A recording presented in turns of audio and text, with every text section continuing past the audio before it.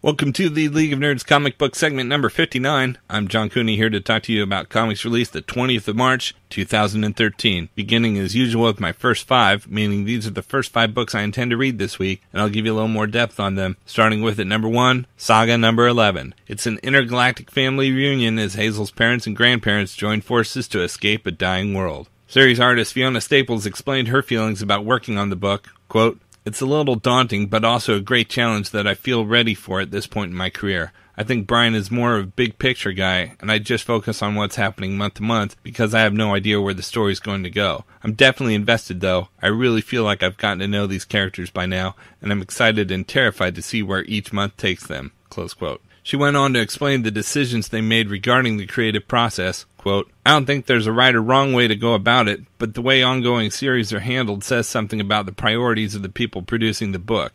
Some companies know their readers need to see a new issue every single month and achieve that by switching out artists. As a reader, I'm not crazy about that. I find it a bit jarring. But I realize that the big production superhero stories set in shared universes, timeliness is everything. Brian and I own Saga, so we have the luxury of doing what's best for us and what's best for our specific book. We're in agreement that in the long run, visual consistency and keeping our team small will benefit Saga more than putting out an issue every single month of the year. Years from now, hopefully no one will remember having to wait a couple of months between story arcs, but they will be able to pick up the collection and see a focused, consistent story created by the same people from start to finish. So yeah, amazing Saga readers, please continue to bear with us." Close quote. At number 2, we've got X-Factor number 253, Hell on Earth War Continues. The story years in the making continues here as X-Factor struggles to stop the Lords of Hell from tearing the Earth apart in their battle for dominance. Wolfsbane fights for the life of her son Tyr. His birth signaled the start of this war, and now she needs to keep him from falling into the clutches of those who would kill him to end it. And as X-Factor is caught in the crossfire, a member of the team falls into Hell's clutches. Now, as far as series writer Peter David's stroke recovery, his wife Kathleen wrote recently that, quote, "He was able to navigate the house with minimal help when he got home, and now he's pretty much able to get around on his own." Close quote. She went on to say that, quote, "He's returned to his Tai Chi classes, and he's bowling again." Close quote. And she concluded by saying, quote, "We wanted to say thank you to everyone who has helped us. I don't think I would be as calm as I am, considering what the mail brings every day. We feel supported, and we feel loved, and that helps us so much." Close quote. At number 3, we've got All New X-Men number 9. The original 5 X-Men get new costumes. Series main artist Stuart Eminem returns, and Mystique makes her big move. Series writer Brian Michael Bendis explained reaction to the series, quote, "The whole time I was on Avengers, I was making controversial moves for better or for worse. I was riling up some people and at the same time exciting others. It's not like I wasn't ready for whatever. And the fact is that the story with the original X-Men coming here was controversial to some, but you just have to tell your story and tell it honestly and true. Hopefully enough people will see that you're coming from a good place. So a lot of my worry that there would be new people to throw pies at me hasn't come true. They can tell that I care about them. I think my biggest fear going in was that I wasn't just a new X-Men writer. I was the guy who gave Wolverine his memories back and decimated the mutant population and killed Charles Xavier. So I was going in with quite a reputation, but it's all gone very well." Close quote. He went on to say, quote, "For me, it all starts with character. The idea was literally handed to me as a present with a little bow, and it was a great opportunity for the characters to be young and raw and looking at the world with eyes wide open. And boy, does Jean Grey ever jump to the front of the pile. Her point of view and her looking at her own life is so interesting. That's a story we haven't seen before with a character that everybody loves, but we truly haven't had back in a long time. Now she's in the Jean Grey school for a role reversal with all her friends. She used to be a teacher and mentor to Kitty, and now the opposite is happening. It's all so interesting." Close quote. At number 4, we've got Invincible number 101, The Aftermath. Series writer Robert Kirkman spoke recently about the aftermath following the monumental events in issue number 100. Quote, "Well, I think seemingly by the end of issue 100, it's kind of put the genie in the bottle to a certain extent. He's back working with Cecil and things seem to have been fixed, but I want to remind people that this is Invincible. I do strive to make sure that it's not your standard superhero comic. The fact that so many people died at the hands of dinosaurs in those massive floods, and Invincible considers that to be his fault, is something that's going to weigh on him. While the status quo has seemingly returned to normal, I think the main difference here is that we're dealing with a much different Mark Grayson. This is a guy who's now bearing the weight of all these deaths on his shoulders and is going to be thinking, do I deserve to get a pass on this? That's something that really is going to be weighing on him quite a bit, especially in light of the fact that he now knows there's a baby on the way. That's going to be a pretty life-changing thing as well." Close quote. And at number 5, we've got Superior Spider-Man number 6, Laugh It Off. The new supervillain duo Jester and Screwball are punking heroes across the internet, and now they've set their sights on the Superior Spider-Man, who is so not good with that. Series writer Dan Slott spoke of this issue, quote, "The Jester and Screwball story is the first time where Doc faces someone who's more Spider-Man-like than, well, he is. He's up against two witty, wacky characters. Usually if Spidey was up against these guys, he'd be cracking jokes and being funnier than them. That's not the case this time. Otto just doesn't have that gear in his gear shift." Close quote. Artist Humberto Ramos returns to the book this issue. Ramos explained, quote, "The outfit is different, but drawing Spidey is a religion to me. I know how the character moves, at least the one I know. I do need, of course, to take a different approach here. I can't say I was a bit scared to draw Spider-Man doing some things I'm not used to." Close quote. Of Ramos' return, Slott says, quote, "Humberto is one of the quintessential Spider-Man artists of our generation. Since working with him on the Big Time run, I can't even imagine working on Spider-Man without him. I love working with Humberto." Close quote. Now note, this is not to be confused with Superior Spider-Man number 6 AU, scheduled for release next week, featuring the Superior Spider-Man entering the Age of Ultron. Rounding out the top 10 at number 6, we've got Nova number 2, A Boy, a Helmet, and an Intergalactic Legacy. Sam Alexander just isn't any 15-year-old. He's just been recruited to the Nova Corps, the universe's police force. What do you get when you pair a raccoon, a green alien lady, and a scared teenager? An amazingly awesome origin tale. At number 7, we've got Nightwing number 18. Dick Grayson lost so much during Death of the Family that some new events are going to push him right over the edge. Nightwing has almost no hope left until the chance of vengeance presents itself. What decisions will he make? At number 8, we've got Red Hood and the Outlaws number 18. Jason Todd suffered terribly at the hands of the Joker in Death of the Family, and now he's changing the Outlaws' mission. Something is bound to break with all that's happened. Will it be Jason's soul? At number 9, we've got Harbinger number 10, Lead or Die.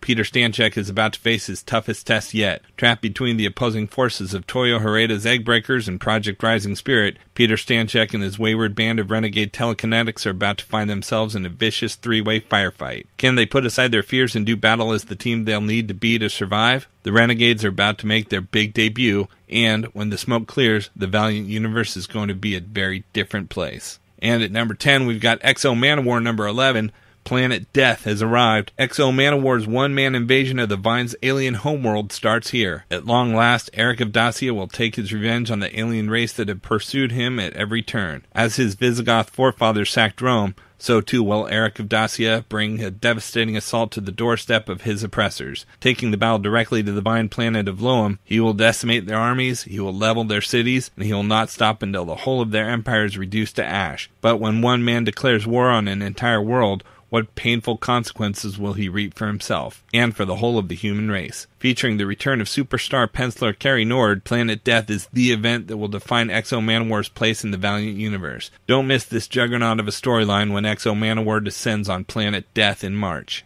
For the best of the rest from DC Comics, we've got Action Comics number 18, the lead story written by Grant Morrison with art by Rags Morales, Brad Walker, Cam Smith, and Andrew Hennessy, is destined to be a milestone in the new 52. And that's all we can say about it for now. Plus, in the backup story written by Shelley Fish with art by Chris Sprouse and Carl Story, learn how Superman's battle against the Little Man has some far-reaching consequences.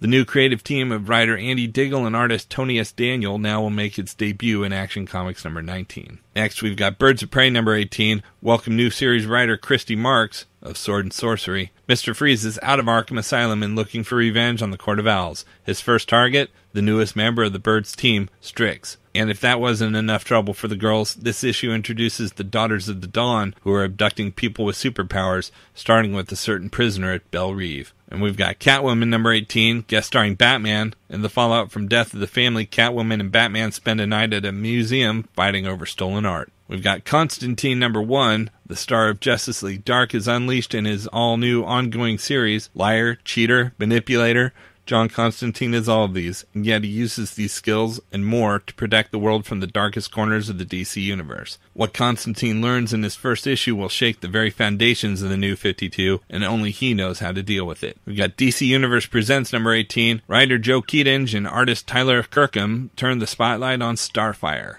We've got Justice League 18. Cyborg takes center stage as events fall into place for next month's massive new story arc, off the grid. Also, Batman continues to question the Superman-Wonder Woman alliance and Aquaman's future with the League. Plus, the Shazam backup story reveals the origin of Black Adam and what it means for Billy Batson's survival. We've got Justice League of America number 2. The new Justice League of America team continues to form, but the question remains, what do these heroes want in return for their membership? Secret motives are everywhere, and the outcome will have a huge impact on this team and the rest of the New 52. Plus, the Alien Manhunters backup series begins revealing more about John's plans for this team and the other Justice League. We've got Justice League of America's Vibe number 2. Vibe makes a massive discovery when he learns the secret of his power, plus Vibe's first public outing with the Justice League of America team sends him into conflict with one of his teammates. We've got Supergirl number 18. It's a new dawn for the Girl of Steel after the nightmare of Hell on Earth. Nothing will be the same for Supergirl as she embarks on a new mission that brings her face to face with one of DC's deadliest villains. And we've got Wonder Woman number 18. We've seen the history Wonder Woman shares with Ares, but what does the God of War have planned for her future? From Marvel Comics, we've got Avengers number 8, System Failure. The Avengers face off against the World Breaker, discover the imminent threat to the Avengers world. Watch as we get our first hints of the hidden connections between the events of Avengers and New Avengers. And we've got Cable and X-Force number 6. A new arc begins. Great jumping on point. Cable's team loses a member as Colossus goes to jail. We've got Captain America number 5. The Odd War of Dimension Z begins. Zola's terrible experiments on the indigenous creatures give birth to a terrible new foe. No flesh escapes the patchwork. Captain America vs. Jet Black with the fate of Ian in the balance. A young Steve Rogers must help his family to survive the worst year of the Great Depression, but how far will he go? Next, we've got Captain Marvel number 11, New Deathbird. Terror from the skies as Captain confronts a new version of an old foe. Can't keep our girl down. Captain America gives Carol new wings in the form of old wheels. What would happen if your enemies knew your most dangerous secret? Captain Marvel is about to find out. And we've got Daredevil number 24. Faithful news about someone close to Daredevil. Will Matt be forced to abandon his Daredevil identity? We've got Indestructible Hulk number 5. Hulk versus Atuma. What's the secret of lost Lemuria? Atuma's schemes guarantee death for all air breathers. We've got New Avengers number 4. World Eater. The Illuminati have learned that Earth is the center point for the death of the universe. If this is true, doesn't that mean destroying it might save everything else? Enter the World Eater, Galactus. Next, we've got Savage Wolverine number 3. Shauna and Wolverine are separated, and Shauna teams up with Amadeus Cho? Secrets about the island are revealed, but only bring up more questions. And in this issue, a hero will fall. We've got Ultimate Comics Spider-Man number 21. Venom War continues. As his father lies in critical condition, Miles is desperate to solve the mystery of the new Venom. How does the villain know so much about Miles? Miles turns to the one person who can help him, Gwen Stacy. And we've got X-Termination number 1. The X-Termination event starts here, joining together the teams from Astonishing X-Men, Age of Apocalypse, and Extreme X-Men, and spinning out of the pages of Uncanny X-Force. Age of Apocalypse Nightcrawler just wants to get home, and he doesn't care if he takes out our world to get there. Wolverine versus Nightcrawler. From IDW, we've got Star Trek Countdown to Darkness number 3 of 4. The lead up to this spring's Star Trek film sequel continues here in this official prequel miniseries overseen by writer-producer Roberto Orci. Captain Kirk and his crew will face an all-new adversary that threatens the future of the entire Federation. Don't miss this exclusive all-new story that sets the stage for the upcoming blockbuster movie. From Image Comics, we've got Chew number 32, Revelations, Fights, Milkshakes. And we've got Comeback number 5 of 5, with half of Reconnect on the run and the other half in the morgue. Agent Mark Thomas has to make a deal with the FBI in order to save his own life. However, it may be too late. A former Reconnect agent will not stop until he puts Mark in the ground. The big finale with an ending that'll shock you. And we've got Revival number 8. Mayor Dillish deals with body parts littering his highways. May Tao investigates Lester, while Lester investigates May Tao. M gets an invite to an unusual church meeting. Out in trades this week, we've got Batman Volume 1, the Court of Owls trade paperback. In this new trade paperback, a series of brutal murders rocks not only Gotham City to its core, but also the Caped Crusader himself, when the prime suspect is one of Batman's closest allies, Dick Grayson. Collects Batman number 1 through 7. And we've got Batman Volume 2, the City of Owls hardcover. After a series of deadly discoveries, Bruce Wayne has learned that the Court of Owls is real, and a deadly threat out to control Gotham City. Unleashing their deadly assassins known as the Talons, Batman must stop the insidious Court of Owls before they claim the city for their own. In doing so, the Dark Knight will uncover dark secrets, not just about the city he's sworn to protect, but about the history of the Wayne family. Collects Batman number 8 through 12 and Batman Annual number 1. We've got Daredevil by Mark Waid, Volume 3 trade paperback. Daredevil and Spider-Man form a shaky alliance with not one, but two Punishers when Frank Castle and his killer-in-training Rachel Cole Alves nearly kill the Man Without Fear in an attempt to obtain the Omega Drive. In a last-ditch effort to end Megacrime's manhunt, Daredevil convinces the heroes to attack the rival crime families, drawing them in to witness the Drive's destruction while turning its secrets over to the Avengers. But the plan goes pear-shaped and Daredevil's life hangs in the balance when one hero betrays the group in exchange for the power to bring the International Criminal Network to its knees. Plus, Matt Murdock enjoys a first date with Assistant DA Kristen McDuffie until the Black Spectre shows up looking for the Drive. Collects Daredevil number 11 through 15, Avenging Spider-Man number 6, and Punisher number 10. And last, we've got Gambit Volume 1, Once a Thief trade paperback. When Marvel's premier thief sets his sights on his biggest score yet, he may just end up over his head. Desperately seeking a means to destroy the pilfered artifact that cursed him, Gambit journeys deep into the Guatemalan jungles in search of a lost temple, but finds an ancient god monster accidentally loosed on Earth. It's going to take more than just playing cards and Southern charm to get out of this one. Then, coerced by a criminal mastermind, Gambit is sent to the United Kingdom to heist the greatest weapon in the history of man, Excalibur.